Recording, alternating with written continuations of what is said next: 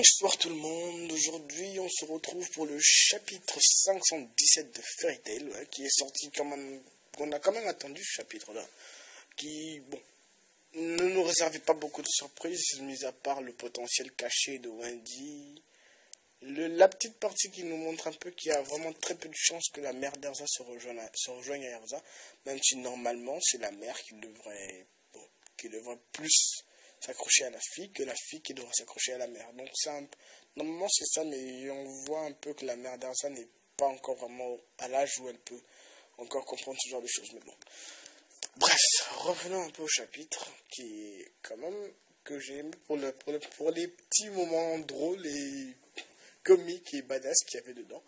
Pour le moment comique, c'est un peu la mère d'Erza lorsqu'elle elle apparaît dans le corps de Wendy et la première chose qu'elle regarde, ce sont ces petits nichons mignons, comme elle dit. Une petite poitrine mignonne, comme elle le dit. Et par contre, Wendy, elle c'est carrément l'inverse. Elle se dit qu'elle a une poitrine un peu trop lourde, un peu genre, bon, ne me prenez pas pour un pervers si je parle de ça, mais juste que ce sont des petits moments un peu drôles qui m'ont un peu fait rire. Bon.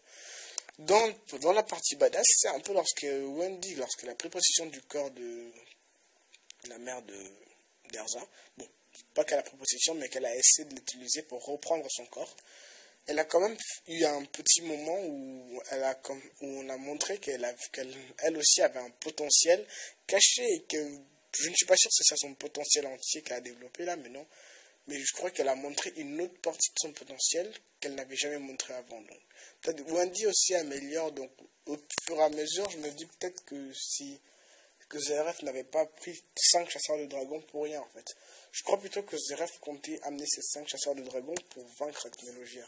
Parce que Igni n'a pas réussi, les autres dragons. Peut-être que les 5 chasseurs de Dragon Slayer, eux, réussiront. Donc, c'est un peu encore. Je la garde en hypothèse, mais il est probable que ça arrive.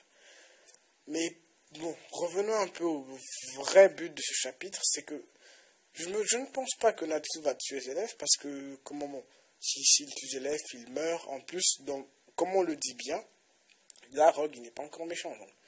Et comme on le dit bien aussi, Technologia est le roi du monde et Natsu, normalement, ne se fait pas tuer par la mort de Grey, ou non, ne fait pas tuer par Grey, par la mort de Zeref ou quelque chose dans le genre. Non, parce que dans les deux cas, dans les deux cas du rôle du futur et de Lucie, Natsu se faisait tuer par un ou des dragons. C'est dans ces deux-là. Donc, soit le Rogue va devenir méchant, et en fait, la Technologia avait une armée de dragons, qu'il avait des alliés comme lui qui sont devenus tarés, mental, tout cela, qu'il avait dans son coin, et ainsi de suite. Bon. Où est-ce qu'on allait en venir là encore? Parce que bon. Ce que j'espérais aussi pour le chapitre 58, c'est qu'Erza ne garde pas la même scène. Ouais. Cette scène où elle se fâche, elle prend la même tenue, parce que si vous vous rappelez bien dans le combat contre Kyuka dans l'arc Tartaros, c'était carrément non seulement la même tenue, mais le même regard en fait. Et aussi elle avait promis à Mira Jane qu'elle battrait Kyuka, et là aussi elle promet à Wendy de battre Eileen, sa mère donc. Mais bon.